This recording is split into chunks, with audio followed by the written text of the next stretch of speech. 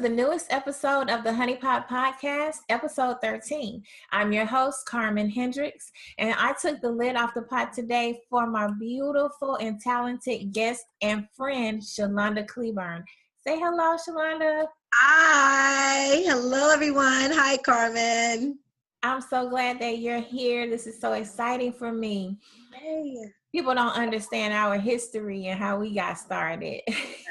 Before we get started, I want to make sure you all remember to subscribe to our podcast so that you'll receive notifications for all things Honey Pot. We're available on iTunes, SoundCloud, and YouTube. Just search for Honey Pot Podcast. Now let me introduce my guest. Chilonda is the host of Shiloh Radio on Gospel Radio Nation since November of 2015. She's also the host of Shy Talk TV show, which airs on Access Television. She's the wife and mother of 3, a minister of the gospel at Faith International Church, and she has overcome so many obstacles and struggles in life and become the wonderful person that she is today. She has survived molestation, addiction, and brokenness. So today we are welcoming her, this beautiful spirit that we have today. Is there anything else you'd like to tell everyone, Chilonda? I'm just excited to be here. I don't even, it's your show. I post all the time, right? So I'm excited to be on the other side. So no, thank you for the introduction. I know, it's so wonderful. Like I was saying, you did my very first interview, so you got me started because you remember I used to be really soft-spoken and I'm coming out of my shell. I mean, I was like, really, like I have my own podcast. I'm like, oh my, fantastic. You know, that just shows growth and shows maturity and it shows, you know, God taking us to new levels, you know. So I'm super proud of you, you know, taking that step of faith and moving forward and putting other people. It's all about exposing or expanding our territory by reaching other people. You know, like you have other guests and you're giving other guests exposure, you know, to show their talents and their gifts and things of that nature. So this is really, really a great thing. Thank you. Thank you. So people don't know everything that you do. You're an actress. You like I said, you host your own television show. You host your own radio show. Tell everyone what is in store for you this year. Oh, very good. So this year, I've been praying the Jabez prayer, the prayer of Jabez, right?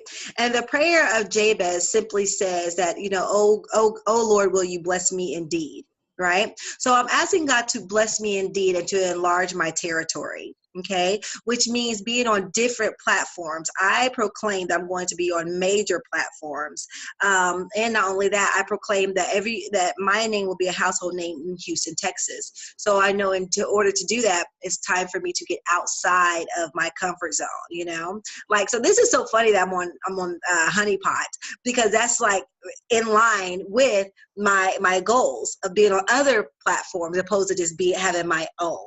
You know, and so also I am the co-director of a touring stage play, Ain't Always Been Saved, and we are actually about to launch in April, I believe, April or May, a 10-city tour. So more directing, more producing, and more public speaking. Yeah, you and I are going to have to get together because I have some ideas that we can work on together. Yeah, definitely. So now you say you have a 10-city tour. What cities will you be visiting? Can you share that with us? Normally, Tyler, Texas, Dallas, we're looking for New Orleans, I believe some cities in Alabama. We're going to keep it in the southern states and whatnot. This past year, we went to Phoenix, Arizona. We went to San Diego. We went to Killeen, Texas, and we also went to Shreveport, Louisiana. So we were a little around, you know, all around. But this tour, we're going to stay pretty, you know, close to the southern states. And so, yeah, we're pretty excited about that. 10 cities. Whew. Yeah, I would love to come. So make sure we have your schedule so that we can let everyone know. Okay, I sure will. Okay, so I have an interesting question for you. This is to make you think outside the box, right? You're a new addition to the crayon box. What color would you be and why? I would be a hue of yellow. I don't know what color that would be. But maybe like a sunflower. No, sunflower yellow I think is a yellow. But I would be a hue of yellow. I don't know exactly what that would. Maybe a Shiloh yellow. How about that? I love it. I love it. And that would be because I believe yellow is such a bright color. It's a bright color. It's a color of inspiration. It's a color of encouragement, and it's something that ignites you to do something, I believe. And so that's what I do. I encourage, I inspire, and I ignite the fire inside of other people. So I think that color would definitely, explain who I am. I definitely think so, because you do have such a bubbly personality. I love being around you. Yes. Okay, so what's your biggest inspiration? I know it sounds cliche, but my biggest inspiration are my children. My whole goal is for me to show them what they can actually be in life. So that's why I strive so hard to be successful, if you will, in anything that I do, because I want to inspire them. You know what I mean? So they inspire me to inspire others, if that makes sense. Mm-hmm. So would you say that they are your biggest influence? Maybe so, because I mean, they're all I have. They're all I have. You know, you have people come and go in and out. You know what I mean? Other people come and go. But at the end of the day, when I go to bed, I check 3 rooms. When I leave every day, I come back home to see 3 faces outside of my husband. Everybody else, they come and go. You know, they may or may not be down with you. They may not, rock with you, whatever, here or there. You know what I'm saying? But at the end of the day, and it's unconditional. No matter if we fight, no matter if they get mad at me or whatever, I can always get a hug from my oldest to my youngest. And they always, even when I'm down and when I'm hurting or whatever it may be, they always have the words to say to get me out the door or keep me going. Yeah. Okay. So with you being an actress, how do your children feel about that? What do they do to help you prepare? Oh, we reading lines. Y'all running these lines with mom. Y'all running these lines, right? Like I have this one character that I'm actually playing. She's bipolar she's like the polar opposite of my personality. She's a little bit of a gangster. She's like a killer. She kills people. They mess with her about her money. So she's about her coins. And so my oldest son, he's 24. So I have to I get with him with some character development. You know what I mean? Like, how should I actually act? How should I be? You know, what should my swag be? You know what I mean? And so they actually help me with character development, and they go with me to rehearsals and things of that nature. So they're very active in my career. And so that helps me, again, helps me. I can't get on the stage and look crazy and they're sitting there watching. So we just went over that. Why didn't you know your line? We went over that line 40 times. Why didn't you know? So they hold me accountable for sure. That's awesome. Okay, so I saw a clip where you were in character, and I think you hit somebody on the head with the gun. Is that the same character that you're talking about? Yeah, that character, that guy is actually my son. Not my son, but in the show, he's my son, and he's always popping off at the mouth. And so, yeah, I hit him with my gun, which is really sad because I hit him for real. He got his hand in the way, and I hit him for real. So a lot of that was actual realness. Oh. He's okay. He's okay. Keep rolling. Yeah. A true actress at heart. Yes. Okay. So now I want to talk about something that's going on in the news right now. Okay. We all know that everything Kevin Spacey has really pretty much come to a halt. And he was supposed to be in a movie entitled All the Money in the World. They have since recast him. They've taken him out. And it stars Michelle Williams and Mark Walhburg. Now, for those who don't know who Michelle Williams is, she was in Dawson's Creek. She's also the mother of Heath Ledger's child. So hopefully that will kind of let everyone know who she is. But the story is this goes back to the gender pay gap. She and Mark Walhburg are represented by the same company. They refilmed for 10 days, approximately 10 days. They paid Mark Walhburg $1.5 million to refilm. They paid her $80 a day. So she got a total of $800. What are your thoughts on that? Well, I think, first of all, I think it's an egregious act, number one. And when I first heard about it, what I'm saying, I thought about it a little longer, and I got kind of emotional about it because, I was like, that's such a disgrace. It's such a discrepancy. And it's like, why? Now we want to rationalize. Well, maybe his career is obviously a little more, he has a lot more skin in the game. He costs more because even when in this acting game, experience, you got to pay for the experience. You pay for the name. You know what I mean? And so I get that to a degree, but I think that the difference is extremely, I think it's pretty egregious. I really do. And I don't understand how we were so far away. I don't understand why there's not a middle ground where it's fair for everybody, because that's like, she might as well just be like an extra. That's like extra pay. That's seriously like extra pay. It's like, are you paying me extra, or are you paying me because is it because I'm a woman? Is it because my experience is less? Who's negotiating? You know what I'm saying? Like, I can't rationalize why that is such a difference. That's like an extreme difference.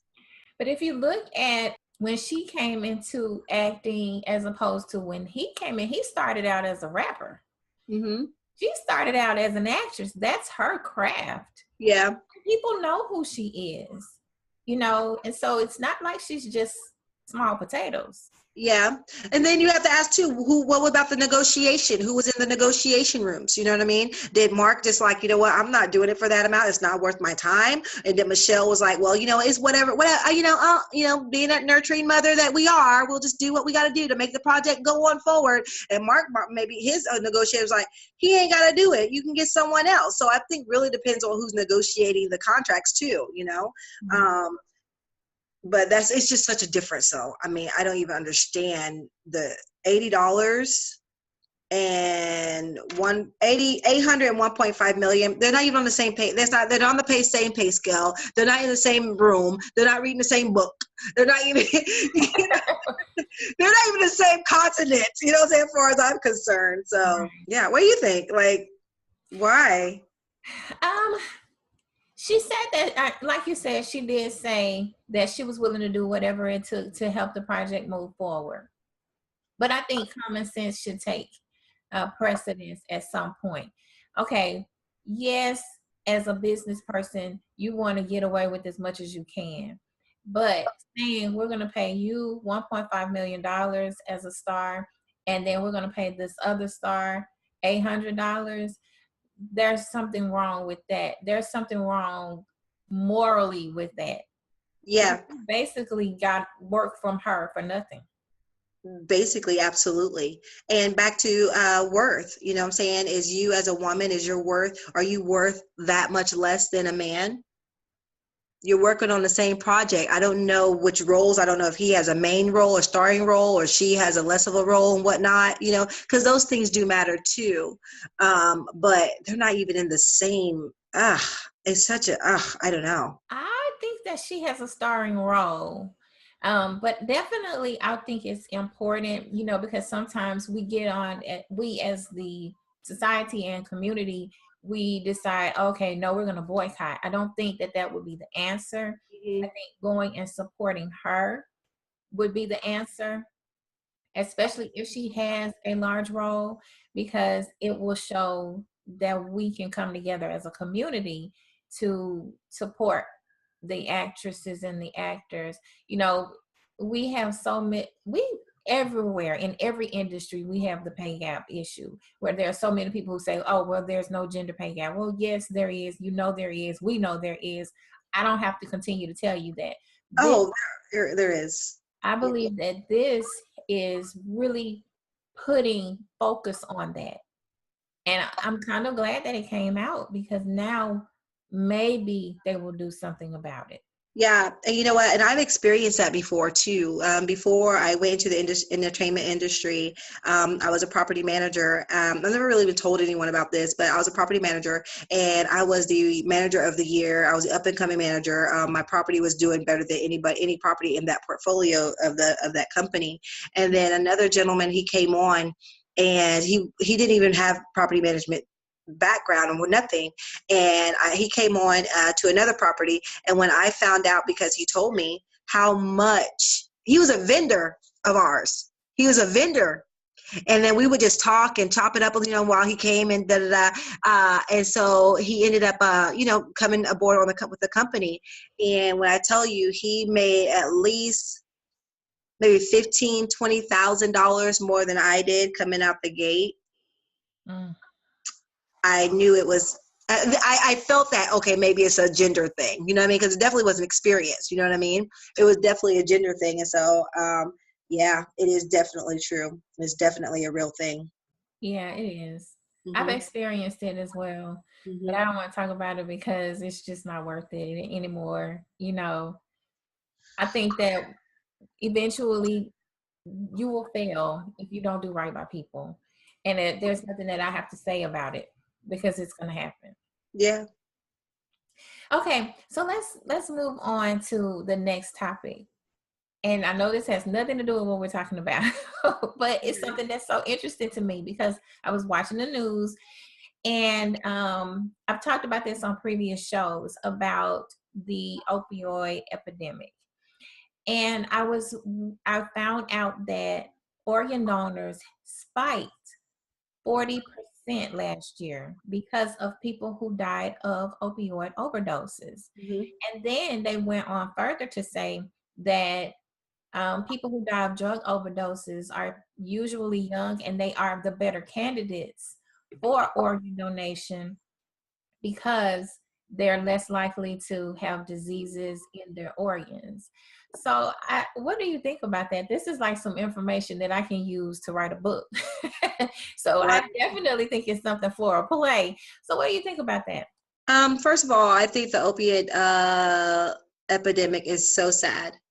It is so sad, and it's disheartening to know that so many people are dying at such young ages by taking these drugs, and they're so addictive, and they can't get off of them, and there's little to no help for them, and it's such a rash. I mean, even up in the Northwest, like in Ohio, Kentucky, Illinois, up in there's so many people. From a small town that I'm from, Piqua, Ohio.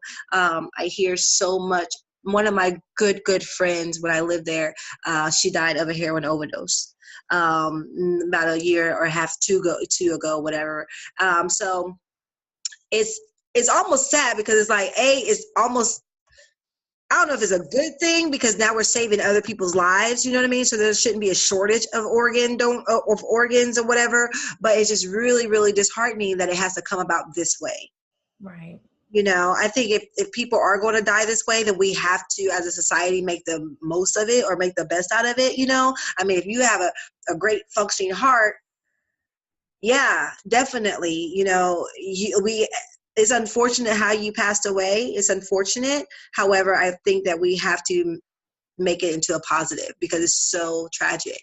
So we have to, even though death is such a thing, we have to, get the benefit of life out of it. I agree with that. Now, you've gone through several things within your life. Tell us how what you've overcome has helped you be the person that you are today. I've overcome a lot. My mother, she was 13 when she had me, and she was the oldest of 8. And she married a gentleman that molested me for like 16 years, right? Well, it's like a lot of brainwashing, a lot of molestation, poverty, just a lot of things that, no child should ever have to go through. The thing is I'm not an anomaly. You know, there's so many people that go through those things. You know, I've just decided in my life to not be a victim of those things, of my circumstances. And so, you know, I've survived divorce. I've survived addiction. Like, I used to be addicted to weed, right? Like, totally addicted. People are like, it's not a drug. Okay, I was totally addicted. Okay, maybe I'm just different. You know, marijuana, that was my escape. You know what I mean? Men, my escape. Pornography, my escape. A lot of different things that I finally had to, thank God. And I don't say that lightly. Thank God that God saw me fit enough to come down and to rescue me, you know, and that's how I got through. I got through with his grace. I got through with his love. I got through with his just a touch from him. I got one touch from him, and I knew that everything was going to be okay. Yeah. Yeah. And then, you know, so then I, you know, that's what I started to do. I started to submit myself to God. I started to know him on a personal basis. And once I did that, all those things just went away. All those things just went away. I stopped, you know, I've been clean from weed for like, I don't know, like 6 years or something like that now. Right. You know, I'm married to an amazing, incredible, supportive, awesome man of God. I just live in a whole nother mindset. My mind is different. The way I carry myself is different, you know? So I'm like, if I can overcome, y'all can too. Anybody can. I promise you, anyone can. If I can get into a place of happiness and of joy and of peace, anyone can. I think people don't understand that weed is addictive. We have so many different types of it. And then, as you know, when they say that it's a gateway drug, they mean it is a gateway drug, because people start out and they get the high, and then they have to get a different type of high, and then they move on. And so that's how it can become a gateway drug. And I think people don't really realize that, because they're like, oh, it's natural. But some of it is not natural that they sell out, you know, that you get from men. So, I mean, for me, I never did any other drug, right?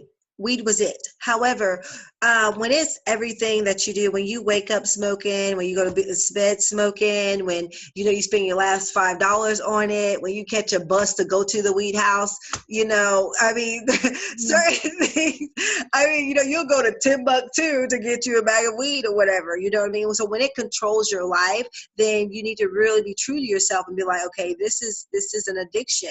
This is something that I can't do without. Girl, please, I will go to church high. Okay. Let's understand. I can't wait to get out of church so I can go get high. You know what I mean? Like, can this be over already? But through that, that's why people always say, I'll go to church when I get it all together. No, you're never going to get it all together. You got to go to church in the same state that you are in. You got to go get God's help in the same state that you are in, you know, because that's where you're going to get your healing. And I remember one particular time I wanted so much to be free, but I did not know how it was going to happen. Right.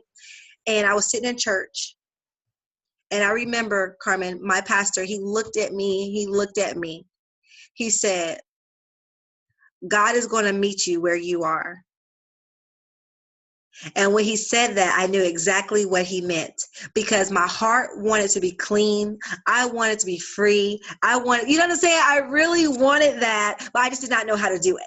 You know what I mean? I did not know how to do it. So it's important that we stay connected to healthy people. We stay connected to healthy organizations that's going to help push us to where we need to be, and get away from people who's going to co-sign for our mess. Let me ask you this. Do you think that you started smoking weed as a result of the things that happened to you as a child? Because being molested for that long can really take an effect on you emotionally. So do you think that that's the reason why you started it? That was your first escape? It was the absolute reason I started. I remember I started it because I was trying to escape from my stepdad, right? It was a particular situation where he was really, I was in trouble.